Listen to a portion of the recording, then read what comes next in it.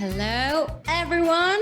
Welcome to the Goblins Pockets, the show where we review D&D related content and let you know if it's worth your hard-earned time and or money on. That guy is Ian. I'm Ian. That was very smooth, Monica. That's Monica. We were just talking about how janky our intros have been the last few weeks. And Monica's like, I can do this better. I got this. And then that happened. So, maybe we should write this down. Nah, who needs it? Maybe somebody wants to take us seriously. Notes are for losers. Yeah, how have you been? I hear you're melting. Yes, I hear you're melting too. So yay, global warming. Yeah. Yes, we are recording it and not at our usual time of day because I am out of commission for most hours of the day because my house has decided to turn itself into a sauna, which is great for detoxing, not great for like thinking. Cognition. Cognition, just in general. It's a hurdle that you're not willing to jump. Really not. Like I want to pay to go to a nice sauna. I don't want to live in one. So I'm a little bit struggling, I won't lie. That's partly why I'm all spacey and stuff. How are you? I heard it was thundery today. It's rainy and cloudy and it was all of those things. But more interestingly, you had a little hen do last weekend, didn't you? Oh, I did. Oh, someone buzzed. Everyone's here. Look, everyone's excited about Monica. Okay, we're going to pause the recording here a second. Pause. I'm pausing. And we resume. And it was the worst kind of buzzer. It was for food delivery, but not for me. Oh, what? That's the worst. That is the worst. Right. You're like, oh, I wonder what kind of tasty, delicious food is going to be in there, but not for me. Doggo wants food. Yeah, too. she wants some food. You guys are hearing Nova being like, hey, bring me the food. I had a great mini hen do. Thank you very much. It was really sophisticated. We had an aperitivo in a like orchard. It was like grown up and I know I was very fancy. It was really nice. We did nearly die of heat stroke, but it was great. It was wonderful. It's worth it. It's all worth it. Good. Oh, I'm glad you're doing good. Do you want to talk about D&D stuff? Let's talk about fun stuff. So let's talk about some stuff that whether people should waste their time and or money on minis. Yeah, I think we're going to get into some specifics about a certain mini company that a lot of people are aware of. And if you're not aware of them, they are commonly referred to as Hero Forge. Yes, that's right, isn't it? Yes. I said that. I almost said Hero Quest. Hero Forge. It's a different thing. It's got minis. Hero Forge. Now, go ahead and tell us about your Hero Forge experience. My hero. So Hero Forge, I think at this moment in time, there's probably a million different services that offer this kind of product. I think there's more than one nowadays. Probably more than one. I think a million might be stretching. Okay, fine. I couldn't name a second one. No it's way. A bit of a hyperbole. Yeah, probably. Yeah. There's probably a few, but Hero Forge is by far the one that to me stands out the most. They've been in the business for a long time. I used Hero Forge for the first time during my first ever D&D campaign in 5e. And it was kind of like the DM wanted to do something nice for all of us. And we kind of all she worked on some minis for us. So she ordered minis for the players. And then I worked on a second campaign, like on a mini for a second campaign, because it was fun, really. That was it. Like, it was just a fun little thing to do and then have a physical product in your hand that you can then move around and, use in combat rather than just like dice, which is what I've been using up to now. So for those of you who are listening and have got just like, what the fuck are they talking about? So you might understand the concept of minis, and if you don't and you're into D&D, then you're probably playing with some theatre of the mind and that sort of thing. But minis are basically tiny, like 2-inch tall mini figures that can be used for combat and that sort of thing. And what Hero Forge does is it lets you completely customize your own mini in a 3D program effectively. You get to customize the way they stand, their, the poses, Their what they're appearance.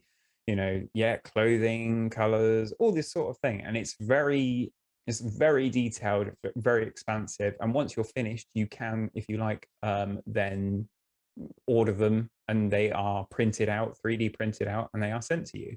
Yeah. You can get them sent in a variety of different finishes, from like we will explore plain that. plastic and stuff to, you were looking at the bronze ones. I was considering it. Who doesn't want a bronze mini? The £100 gold ones or whatever it is. But yeah, effectively it is customized minis, because you can go out there, you can buy minis, and you can buy a wizard, you can buy a rogue, you can buy whatever you like. But these are, I want to be a tabaxi monk. You can build exactly that, and it can be wearing all the shit that you want it to. And have the personality awesome. that you want it to, because you can personalize the facial expression, the pose. It adds some elements that speak to your character rather than to a generic idea of whatever race and or class your character is.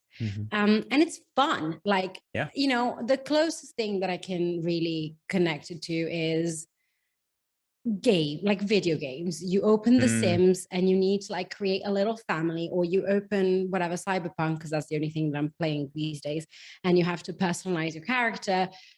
I spend hours on character creation, right? It's like it's a feature. It's something that people like to do because it reflects your personality as a player. And this is basically character creation that you can eventually then print. Yeah, and basically, kind of like what Monica was saying, you spend all that time creating this, this awesome character sheet with all this personality, and you've got this idea of this character and who they are. And this is just the next step. So I guess if you look at it in terms of, should you spend your time on it, that's kind of step one, because it's not a quick process. It can be, you can just click. You can go, tabaxi, this one, that one, and take 5 or 10 minutes. Or you can spend hours on this, and customizing and tweaking it and making it every little stance and little extra and accessories that you want it to have. And you can really go for it. So you can spend a lot of time on it. Whether you find that worthwhile, I think, is probably one different from person to person. It's a very personal experience. Yeah, definitely. Sure. I in the past have used I've used Hero Forge just to get a portrait of what the character looks like in my head. So I had a character in a couple of in a campaign a while ago that was this little chap with this big suit of armor that they'd jump into. It was like a mech suit of armor. So I created these two characters, and then, I could kind of say, right, this is what the guy looks like when he's not, and this is like what he looks like when he is. And I can show that to my DM, and I can show that to the other players at the table, and they're like, oh, okay, I get it now. And then they've got an image in their head, and whether you share that image on your like group chats or whatever, you can output that image at the end of it. That costs you nothing. Obviously, it costs the time that you put into it, if you're charging by the hour, but that's it. Yeah, absolutely. And I've used that for that as well, because especially if you're really into D&D, you have a tendency of just slowly creating more and more campaigns for yourself. And daydreaming and just creating characters that are not going to be in any campaign anytime soon, but you just you want to have that artificer. And I've basically done that. Like I started creating a character for our campaign, and I was really curious to I'm not very good at abstracting images, especially like graphics and stuff. So I really need to see it in front of my face. Like decorating my house is a nightmare, because unless I have a physical piece of furniture in my house, I won't know if I like it or not, which is a problem long term. And I think that Hero Forge gave me the opportunity of like creating a character that was, more personal than Pinterest, which is what usually I would go on to like find inspiration for what my character looks like. And just kind of get the feel of what I want to portray to other people, and then just show it to my DM, show it to the other players, and just keep it as like a kind of profile image for the character. And that only costs time, which is not saying it costs nothing, because we're busy people. We all have stuff to do in our lives. However, it can be a fun, harmless activity that you can do as you're like thinking and brainstorming about your character. So I would strongly suggest just visiting Hero Forge to just play around. Definitely. And I've got I primarily DM, but I've got players that are very they think about the game a lot, and we play usually fortnightly. So I would encourage you, if you're one of those players that is thinking about it, you've got all your spells, you've done your level up, and you're thinking, oh, I'd love to do, I just love D&D, I need more shit to do. Like, go onto Hero Forge and build a character. It's really good fun. You can save them all. Like, it's fun and it costs you nothing. Regarding the kind of quality of the output, now you've had some I think just the kind of gray plastic, like the 3D guys. I have printed the basics. Okay. Basic boy. How would you rate those? It does the job, as in, for me, I'm someone who enjoys the process of creating the character and having something that vaguely reflects it way more than like the minutia of the finished product. That's not really like something that I value greatly. However, it is a little rough, like the layers, because it is 3D printed, the layers are quite thick, therefore you can see some layering in the way that it's structured. And that's really the biggest difference between the first and the second tier of minis. The second tier of minis done with premium plastic, whatever that means. Have you seen those second tier ones? I have not because I've only read the description, but the way that they sell the second tier is the layering is thinner. So you get a much more detailed mini than the kind of the basic one. I have seen as well that you can purchase the kind of 3D file, the STL. So if you've got a friend who's got a 3D printer and they've got this more high quality one, you can download the file, send it off to your friend, or use a local provider to, because the other thing, you're in Italy, and am I right in thinking these come from the US? They do. How long does that take? They take a long time. Like when I lived in the UK, they would take around 4 to 6 weeks to arrive, because the UK is relatively well connected. Like 4 weeks minimum. That is what they say for their minis. It takes a long time to get there. In Italy, our postal system, it's not great. So it would take a little bit more than that, but not massively. But the minimum wait's still a month. So I think if you're thinking of getting something like short term, that's not the thing for you. This is like a project that you do, and then you have a few weeks later with really no rush. But it might be one of those things, because I think I looked, it's like $8 for the file or $20 for the cheapest mini, and the next mini up is $30. So if you could find somewhere locally that could do it for less than $22 with and whatever shipping and that sort of thing included, you could probably you might be able to get it to your door quicker, and as equal to in terms of quality and that sort of thing. So that's another way of doing it.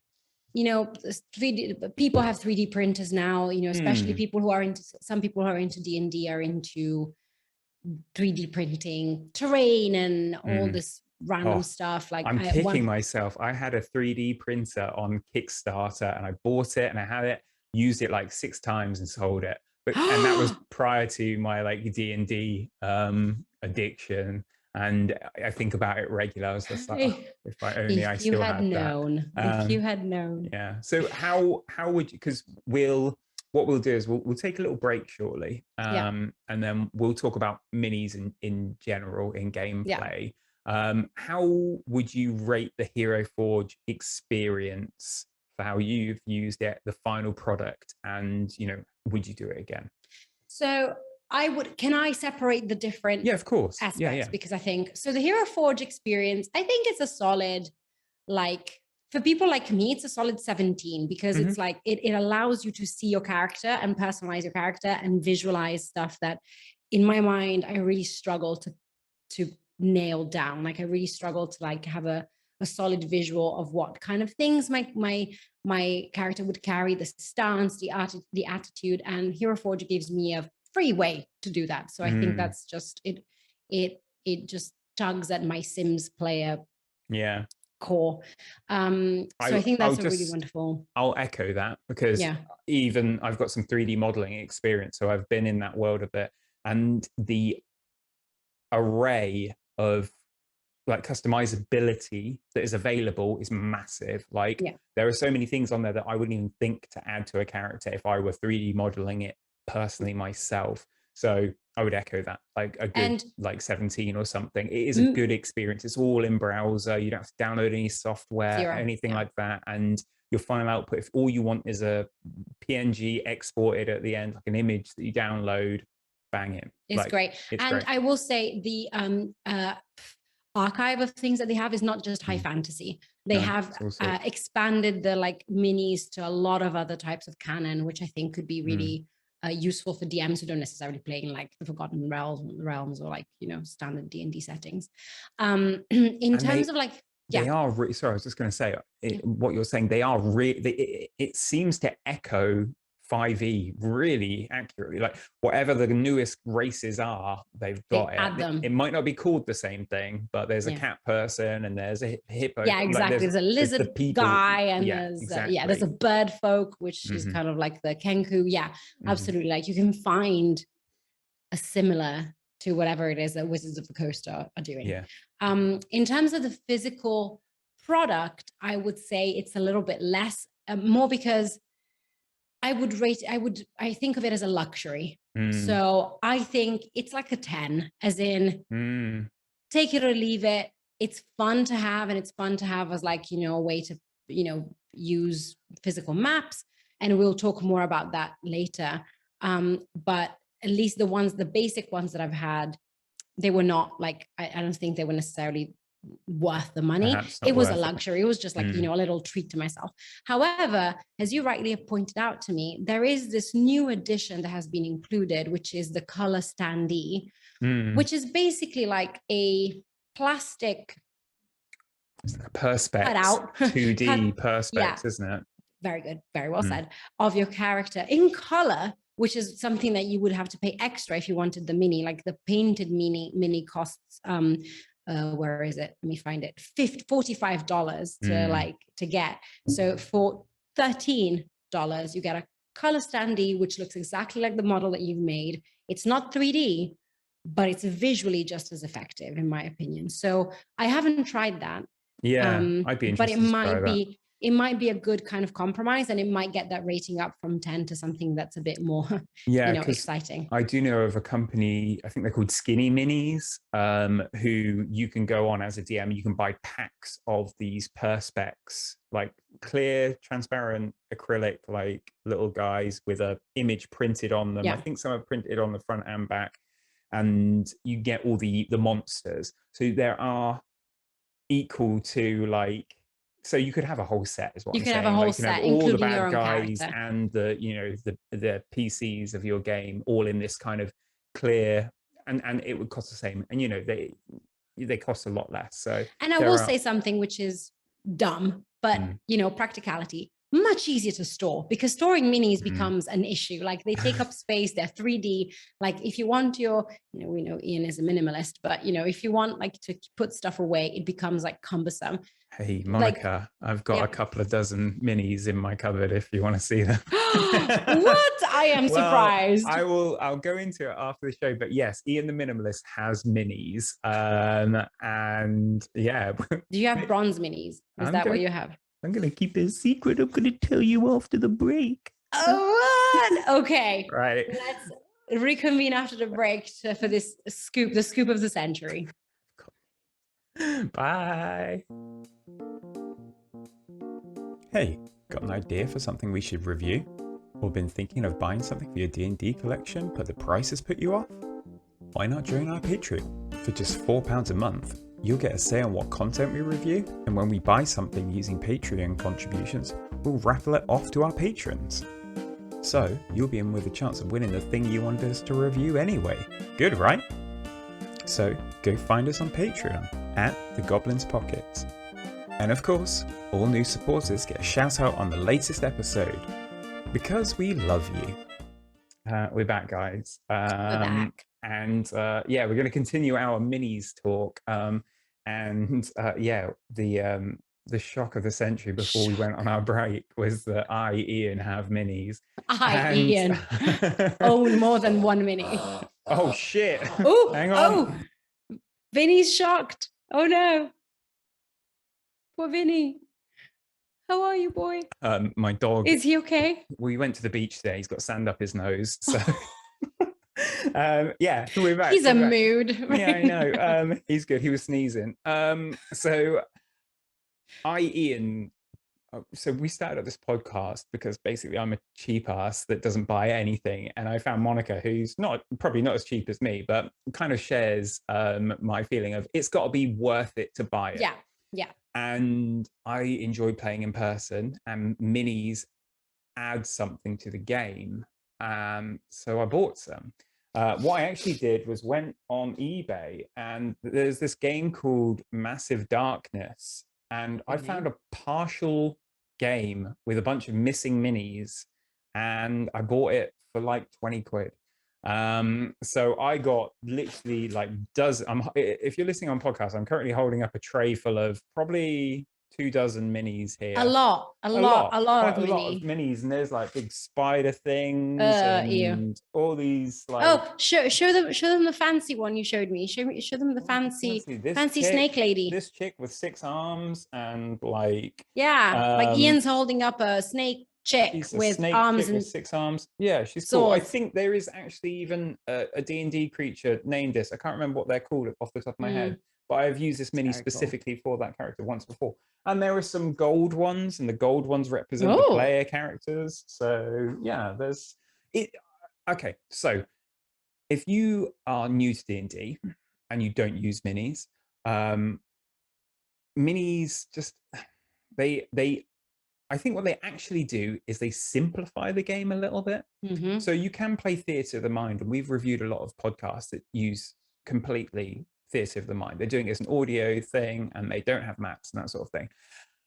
And that adds a layer of extra interpretation that the DM has to do, and extra questioning that the players have to understand, oh, I cast Fireball, how many people do I hit? And it's like the DM has to either work that out in their mind, in their mind palace, or roll for it. All these sorts of things. It adds a level of complexity. The minis take that away. So when we're talking about kind of added value, I would say this takes away a level of having to work shit out, basically. So that is, I genuinely find they add value to my game. That's why I didn't mind spending some money on it. And I've used these minis for a while, and I've had players bring their own like PC minis to the game, and that's cool, no problem. They're all goblins. Nearly all of the little minions are goblins. There's just a million goblins. So even if they're fighting 4 wolves, they're fighting 4 goblins, basically. And so there's a bit of imagination going on. It's fine. Hung up on it. No, this is it. So as long as you're kind of describing it, again, it's more about them being able to see on the map where something is, how far away it is, and it helps with the mechanics, I guess, a bit. I've got a little surprise for you, but I'll show you in a minute. What? More surprises? Well, another surprise. Well, this is it, because if you're listening to this, I want to hear your opinion on minis before I give you my little surprise. But if you're listening to this and thinking, even like I got lucky finding half a box of Massive Damage. This game, if you buy it brand new, like, and I think they're on the 2nd version of it where the minis are even more like detailed, intense, and higher quality and that sort of thing. But the actual game's like £100+, and like to get a full tray, like 2 trays of all these bad guys, like it costs. So that's a bit of an expenditure. But again, if you buy minis individually, or even as little bulks of like 5 or 6 goblins, they're expensive. You're looking at like a couple of pounds per mini. So the fact that I've got like as many as I've got for the price that was really like a bargain. I think it was, and that's it. Like it is doable, but again, D&D's popular at the moment, so the people selling these things know. I was on eBay for a long time before I made this purchase. As a DM that's buying, because if you're a player, you're probably just buying 1 or 2 characters, so 20 quid on a character that you can then paint up and all that sort of shit. Like that's not too bad. If you're a DM, you've got to buy a lot of shit, or convince your players to all chip in and you buy what you need. So I know some people do that. Yeah, go ahead and tell us your... I was thinking, you know, I feel like, especially what you've just said, which is, this is a problem, and I, you know, inverted commas problem, because it's not really a problem, but that affects mostly DMs, because players, you know, they have to choose whether to invest in a mini for themselves, and that's really like the only decision that they have to take.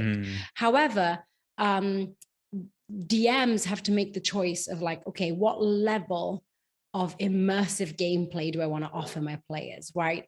We all know, and we've discussed this a million times, that the like furthest end of the scale is something like Dimension 20 or Critical Role, where you have these like super complicated terrain and just sets and minis, and, you know, a perfect mini for everything that is being, you know, that is in game. That's really not reality. Reality is more like, it's closer to something like you've said, which is you have a bunch of minis that you've acquired over the years in however way, like maybe you decided to invest in a 5-pack goblin or like that kind of stuff, and then you just keep reusing them. And there are other options, you know, you can DIY it yourself, and you know, like, would you like to see my surprise now? What? Like, am I just predicting the future today? Well, this is it, because, well, I'll piggyback on your DIY thing. You know, there are lots of ways to do this. I've got friends who do this. They, you know, just fold up a piece of paper into something that stands, or a piece of thick paper, and then you can even just write what it is on it, like, this is this guy, and just to show positioning on a battle map, that sort of thing. But another option is origami.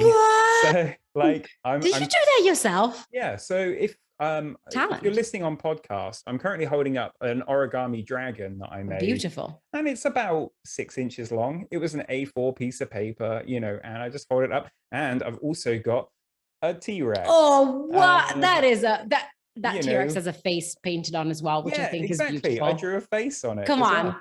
So he's a beautiful. And I think sometimes he stands up. So maybe not today. He's gonna squat. He's gonna squat. But yeah, there are ways you can do shit, and the cool thing about those is there's scale. Like, I don't have loads of huge minis. It's like, if you wanted to make an ancient red dragon, go down the shop, get a piece of A3 red card, and sit with a YouTube tutorial and make a red origami dragon. You won't regret it. That will cost you way less than probably the $100 that it would cost to get a fucking red dragon mini. Exactly. And when you pull that out on your players, there might be a few laughs, and, you know, it'll probably be a bit of a joke. But when you plonk that thing down and it's 6 times bigger than any of the players, and it's moving around that battle map, and they can see where the tail is, and they're wanting to attack the tail specifically, and the back leg and that sort of thing, that just adds a layer it does the job, and it's perfect. I think it does. I would say, actually, it does the job, doesn't do it justice, because it's more than that. You're adding a visual element, you're being creative with it, you're you know, you're doing what D&D is. It's a game. You're making it a game, right? You're creating this thing which is not meant to be, like, origami is not meant to be on a map. Who cares? It is now. Man. You know, now it's a thing. Don't get me wrong. When I'm on Instagram and I'm looking through and I find like a picture of somebody who's painted like one of these official D&D ancient red dragons that's fucking massive and beautiful, and you think they spent money on that, then they spent hours and hours painting it. For how many times are players fighting an ancient red dragon? It's going to be like a single session every half a year or something like that. They're just whipping out red dragon every time. And that's the thing, like, a lot of these, it's how many times can you use them again? Like, I've had this little dragon here for a couple of years now. Like, he's come out a few times. He's now a member of the family. Exactly. But I'm not dissing anybody who spent money on minis. No, if you spent money on minis, I get it. Like, don't worry, I get it. And if you've got the money to spend on it, I really do think minis are good for the game. Obviously, if you're playing online, you've got tokens, all that sort of thing. It's a different thing. You know, but, yeah, go ahead. I started with dice. Like, nobody, like, unless you have a rogue or a cleric that gives guidance, D4s are useless in most games, and D4s were great minis. Like, we used one each, and it was good to, like, show our position. Minis, like actual minis or anything that you can find that more closely resembles what the actual fight is about, just adds a little bit of visual element to the story, especially for players like me, who are terrible at, like, visualizing space and understanding. If someone says, well, it's 6 times bigger than you, great, what does that mean? And then, you know, I see on a map something that is the size in comparison to me, that really makes a difference. That said, do you need minis to play? No, you can, my first DM and best friend. Uh-oh, I've lost Monica. Is it me or is it Monica? I'm pausing.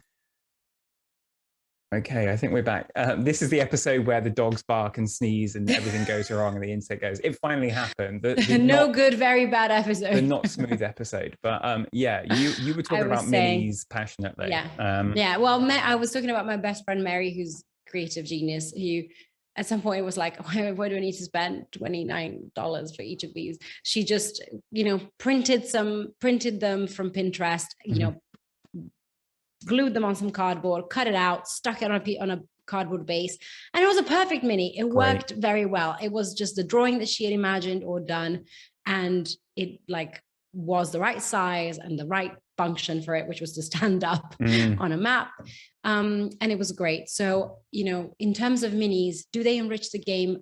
I think absolutely. Yeah, I think it's a good thing to have if you play in person. If we're rating minis on a whole, then it's high numbers. It is. I'm going to say 15 for minis in general, because you don't need them. So those extra points are because you can play without them. It's fine to play without them. You'll listen to 100 podcasts that are doing it, no problem at all. The Adventure Zone, no minis.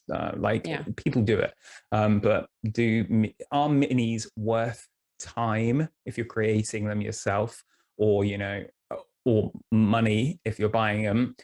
Yes, to a point. I mean, I wouldn't go absolutely bananas and buy a mini for every single combat that I'm ever going to run and every single thing. But each to their own. If you've got the money to burn and you love to make a collection of minis, that's what you're into. Fill your boots. There's fucking loads collector's out there. Items. There's so many out there, and I would not profess to say that I am, an expert when it comes to minis. Like I don't paint. Because ain't nobody got time for that.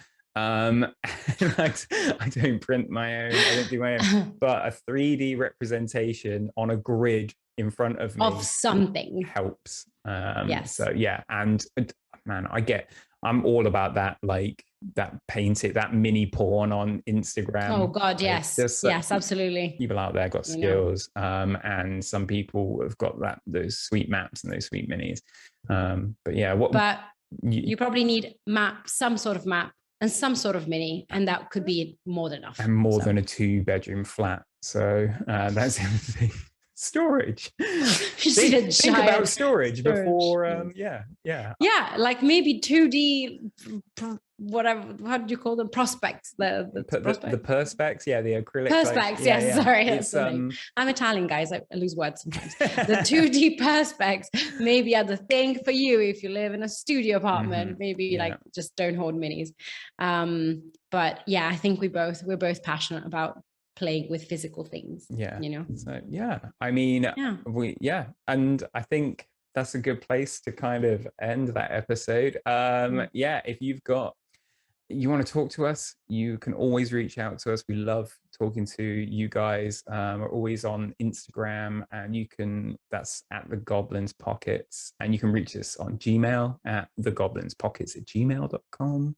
Look at you giving all the info so well today. Right? And we got that Patreon. As we record this, the Journeys Through the Radiant Citadel just came out, and we currently have 2 Patreon subscribers, so they've got a 50-50 chance of winning that book. We've got one on its way, and once we've reviewed it, we will be sending it to them. So yeah, lucky Patreons. They've put some money in, and we'll pay the rest. And absolutely, once we're happy with it, they can have it. So yeah, get on that, because support us. The next one could be yours. Exactly. What's it like? Spelljammer will be coming out shortly after that. So if you want so many good things, if you want to be in with a chance to win that, join our Patreon. You'll get some sweet bonus stuff and early access and a chance to win books. And maybe Ian's dragon. Maybe he'll auction that one off. I know. Does anybody want he's too precious. I'm going to have to take pictures of these guys for the Instagram. Yes, please. My little guy. You need to make them look epic. Yeah, well, I mean, he's got a face. He's got a little angry face. Yeah. You need to like put a little scared goblin underneath him. Yeah. Oh no. I've got my campaign's giants at the moment. I was like, can I make people? So yeah. I might just get some like action men, like, or like Star Wars characters that are more like 3 or 4 inches tall, and like just have them. That's enough. That's good enough. Around on the map. So yeah. Anyway, yeah, get in touch with us. We digress. We want to hear from you. We love you guys. We love you guys. We'll see you soon. Take care. Bye. Bye.